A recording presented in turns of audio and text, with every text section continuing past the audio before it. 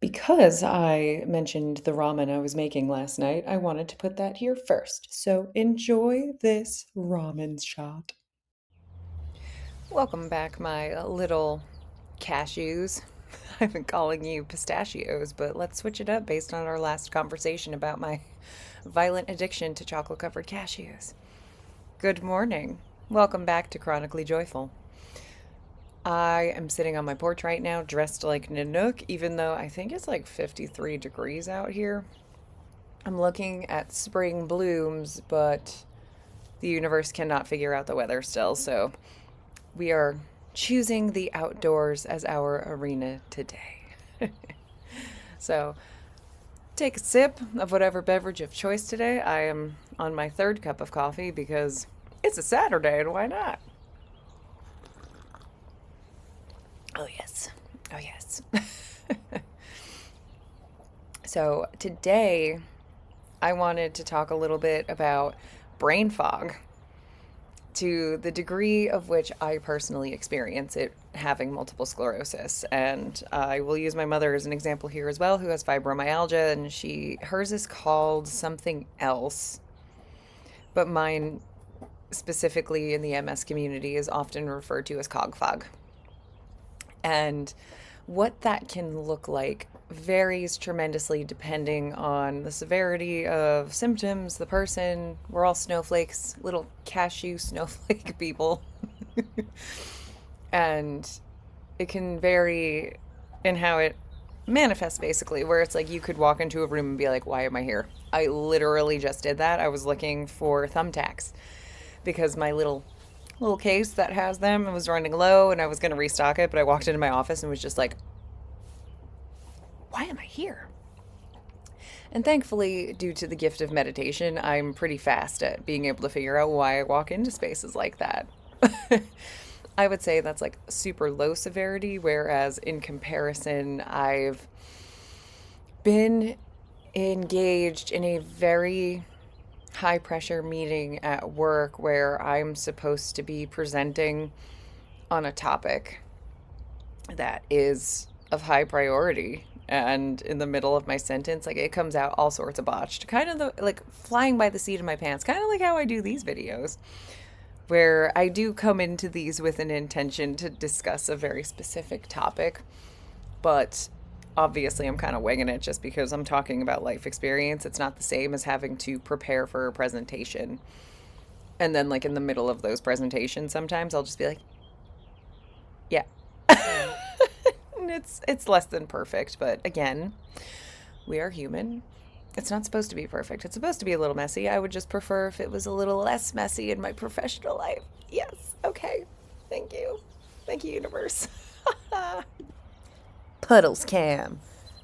I think I might make this a thing just because she is way cuter than I am. And she's got a lot to say too. What is your opinion on Cog Fog, darling? Yes, thank you. She was just being nice because her actual opinion of Cog Fog is, Mom, you said we were going to a park to walk today like 45 minutes ago, and then you keep getting distracted and wanting to do different things, which is how we ended up here. So, bless you, puppy, and your broken looking paw. But yes, it's one of these subject matters that is so interesting depending on the individual that you're talking about it with, where folks who blame everything on their illness and are like, I experience cog fog and you just need to bear with that. Yes, 110% agree with you. I hear you, where it's just sometimes you can't control where your brain goes. That happens to me every day, multiple times a day, all day. But it comes to a certain point where it's also relative to your daily choices, where in my personal experience at least, people close to me who have the tendency to like blame their illness for a lot of different things, I completely empathize and understand that to a degree, but also see their lifestyle choices, where I guess I'll use drinking as an example, where it's like they are like binge drinking, and they're like, yeah, I just can't remember because I have MS and I can't do the thing. And it's like, is that really the full reason why? Or is it a little bit deeper than that? Are there more things relative to this that are actually impacting your cognitive ability? Drinking and other substances. I will leave it there. I don't know if I'm allowed to talk about these things, but like, I know people who imbibe in that, like chimneys. And then they're like, yeah, I can't remember anything. And it's totally because of my chronic illness. And it's like, I just have to look at them and be like, are you 110% confident in that? Or is it because of the choices that you just made? But yes, brain fog, cog fog, whatever you want to label it, is a real thing. But I am also a firm believer in that our lifestyle choices play a bigger role than what people give it credit for. So previously, I did practice as a sports nutritionist, and there is like the brain healthy diet. And I do believe that your exercise habits, your food choices, they all play a role in maintaining a happy homeostasis within your lovely cuerpo, which is Spanish for body. I don't know why I do that sometimes. But they do play an integral role on top of other things, where having lived with multiple sclerosis for the last 11 and a half years, yeah, I get that my body's doing things completely outside of my control. I can only focus on the things that I can control. And that's why I'm a big advocate for eating a lot of meats and fish and avocados and nuts, clearly. My little cashew baby, lovely humans. I'm so sorry about that. I don't know what came over me. But just being really intentional. I'm saying that word a lot these days. Being really intentional in like the choices that you make on the daily, the food that you put into your bodies, the movement that you do. And I'm not saying go spend 60 million hours in the gym, where today I was in there yesterday doing leg day, which is my least favorite, having MS, where my legs just occasionally give out like a baby deer. I hate it. I wanted to throw up about 49,000 times. I saw a friend in there and I was just like, I'm not okay. I gotta go. But today, and I lifted heavy too, I felt really good despite wanting to throw up the entire time. So I either am sore from lifting heavy today or I lifted wrong. Because despite being a prior sports nutritionist and really loving weightlifting and the gym is my sport, I still make mistakes too, and I potentially may or may not have lifted wrong, where my back hurts so bad today, guys. Pray for Catherine's back. Take a sip. Take a sip. Oh, it hurts so bad. And this also actually comes back to the fact that I have not been consistently stretching. I haven't stretched like more than 3 times in 2026, and that there's a couple reasons why, but I have a Bernese Mountain Dog who doesn't understand the word space still. Yeah, I'm looking at you, Mojito, where as soon as I get on the ground, it's a romper roll for her. So I gotta like lock her out of the rooms, and then she cries the whole time. And it's just like, these are bad excuses, by the way. I recognize this. I need to start stretching, and I think that will help my back and other body parts that are definitely suffering because I'm not. And that was a little bit of a tangent also. Stretch. Stretch, stretch, stretch. Even if you say you hate it and you're not patient, do 5 minutes. It's not going to kill you. It's going to help you feel better. I promise. And on the theme of cog fog and brain memory issues, I don't remember where that thought started. One moment. Okay, we're back. I want to say, I was talking about lifestyle choices and trying to live in such a way that you are brain friendly, basically, where 2024, again, I keep talking about this lovely year that has changed my entire life basically at this point. I will talk more about specifics in 2024 eventually. I'm just not there yet. But that year, I myself was a bit of a chimney every day. It was impacting every arena of my life. I couldn't wake up and get out of bed and face the day without something to bring levity or forced fabricated joy into my days because I was in a real dark place.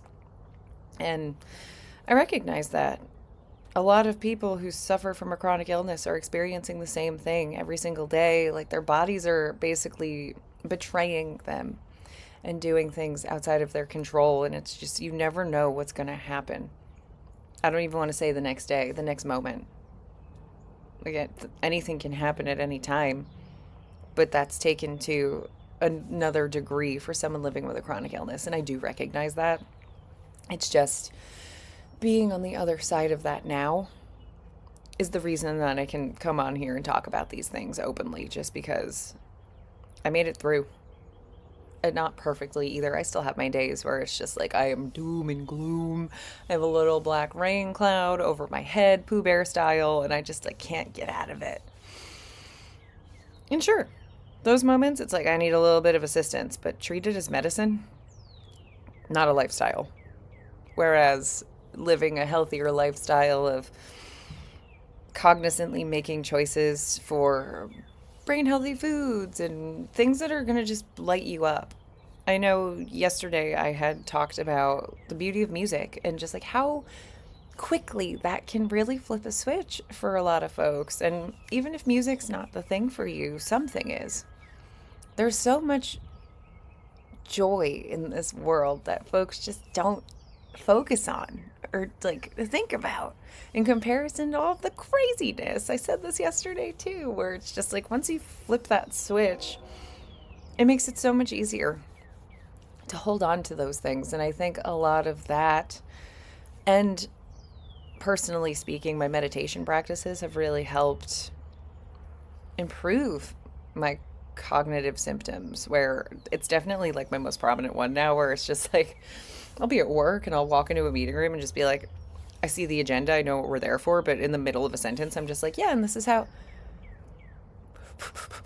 you go on to the next person because it is gone, but it'll come back fast, like in the same meeting. Whereas, like, I don't know, a year or two ago, I would be like, it's gone forever. I'll get back to this in a different week.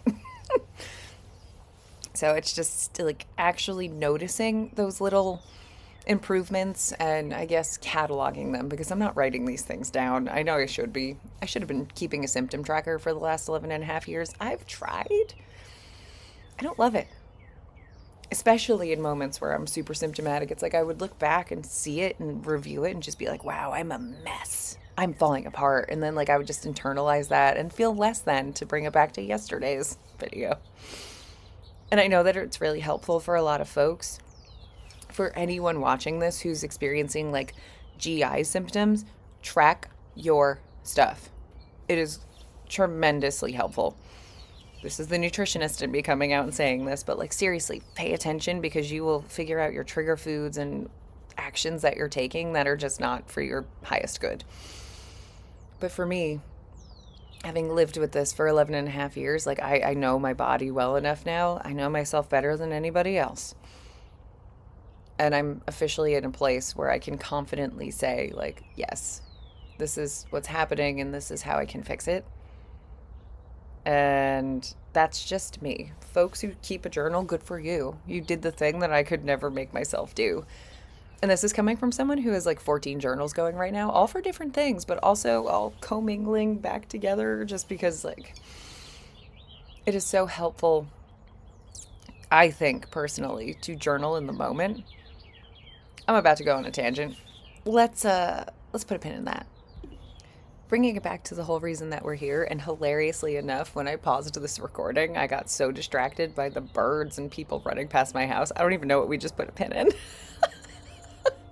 It feels appropriate for this particular video. But just recognizing that if you're living with a chronic illness, there's so much that's out of your control. And there's so little that is. And personally speaking here, your daily choices are what's in your control. And I really firmly do believe that they are going to have the biggest impact, that out of anything, you're actually going to be able to make a change. Sorry, my neighbor came outside at that exact moment, and I felt really weird having this conversation with myself, and I need to just get over that because this is important and I'm doing a thing over here. Okay, I'm bringing it back to the thing that I had to put a pin in because I had to rewatch the recording to figure out what I put a pin in. And what that is, and I was just talking about this with my sister recently too, and it's why I feel it's so important. And I would happily go into a whole other video tangent on this, but journaling in specific for someone with a chronic illness and just like in those moments of feeling awful has been so huge for me. Whether I'm feeling awful because of my illness or not, whether it's something completely different in my personal life, it has been so prolific in helping me get through good times and bad. Where I just wanted to go on this little tangent about one of my favorite exercises that I actually got from my last therapist, who I broke up with. I've had 2 therapists in my life, and I've dumped both of them because it was just like, ooh, we don't resonate. But she did give me this tool that, like, I want to say here because I recommend it to literally everyone, because, like, I'll do this in the middle of my workday if I'm really overwhelmed, and I'll just get it on a piece of paper and be like, okay, I may proceed with the rest of this day. And that is the triangle exercise, where it's just drawing a triangle on a piece of paper, and it is thinking, feeling, doing, and then just listing out all of the things in that exact moment that I am thinking, I am feeling, and what I'm doing. And even in the moments where it's like the overwhelm is so incredible, or I'm feeling really depressed, and it's just like I'm thinking that I'm a failure, disappointment to everybody that I've ever met in my life. I'm feeling really down on myself and super, super sad. And what I'm doing about it is I'm just acknowledging it. And that's where it stops. And I'm not actively doing anything else about it. It's just the beauty of recognizing it, naming it, and letting it go. And when I get really into it and I got little colored pencils next to me, I'll like color the triangle in a specific way to match the things that I put in there. And what I haven't done to date before is date the triangles, and I like reflect on these triangles over the last 2 years I've been doing this, and I have no idea the time or space when I'm actually doing it. So I do recommend dating your triangles if you try this exercise. If you do try this exercise, let me know in the comments and we can have a chat about how it's working for you, because it has been game changing for me in just being accountable to myself and figuring out ways of making it easier to work through tumultuous times, I guess. But I'm glad that I revisited this because that felt really important to me. I had to get up and use the bathroom, but also, like, when I rewatched that last recording, I looked and I was like, oh, your girl's lips are hella chapped, so we traded the coffee for the water. Which, if that's a thing, I mean, my brother's got something similar, but my sister has made fun of me for having chapped lips my entire life. If that's a thing with chronic illness and somebody wants to tell me to make me feel better, I would so appreciate that. Only also, I will take this opportunity to share the worst pickup line that has ever been used on me. Your lips are just so chapped. I just want to kiss them. I was like, boy, bye? What? Like, who's going to respond to that positively? But also, I did want to feature the sweatshirt that I definitely mentioned in a different video before, that I am prone to sudden outbursts of song, and that is still true.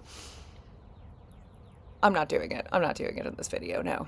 Maybe it'll be an intro one day, because my song I've been singing to Puddles recently has just been, I don't need this shit today. But like I start riffing and it gets really intense. But all of this hodgepodge of recording to say that Cog Fog brain fog, whatever you want to call it, is totally a part of the journey. And sometimes there are small actions that we can take to make it better. So just keep that in your noodle on days that you're like, man, I can't remember anything. My dad calls it CRS. I'm going to say can't remember stuff, but you know what exactly that's supposed to translate to. And something that also helps with this, by the way, is active listening. A lot of folks in my life tend to blame their illnesses, but in reality, I think they're just not listening.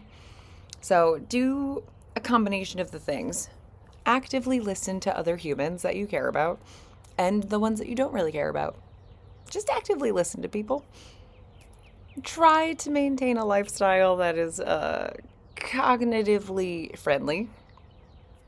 And then also recognize the fact that some of this is outside of your control, and that's completely okay. And you are perfectly fine exactly as you are right in this moment right now. So the light in me sees the light in you. Have the loveliest of lovely Sundays. Hopefully the weather is nice where you are. Who knows what it's going to be doing here? So have a great day, my lovely little cashews.